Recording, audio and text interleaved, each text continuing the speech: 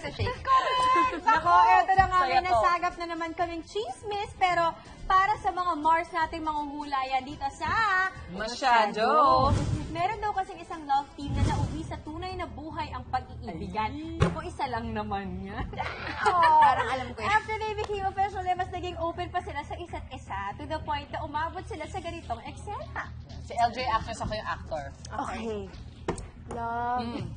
Magkano yung natanggap mo dun sa last project natin? Yun. Parang nasa 50K yata. 50K? Oo. Ba't mas mataas yung TF mo sa akin? Ay, gano'n.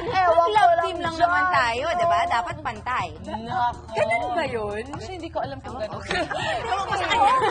Kasi okay, sige. Ang ending, kinausap na rin kasi actress ang kanyang manager para i-raise ang kanyang concern. Sino si actress? Here are the clues. Baka mag-iba sila ng manager. Isa sila ng manager. Isa pa. Same. Same Okay. Ano yung ballpen? Right?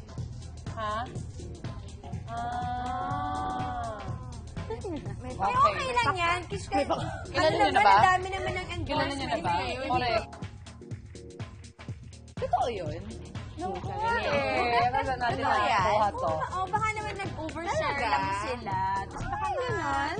Pero minsan may gano'n na pag couple kayo, syempre kung mas marketable yung isa, mas mataas yung TF Pero the thing is, kung couple kayo, di ba, would it bother you kung mas mataas yung...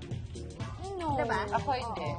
Baka yung Kasi sa libre kanya, na baka, ako. kumbaga baka maipupush lang na, kung gano'n yung sa kanya, baka pwedeng Ipantay gano'n mo din na. sa akin. Baka kaya mo rin ako i-push ng gano'n din yung amount. Yes, tama. Baka ganun. Pwede rin. Nako.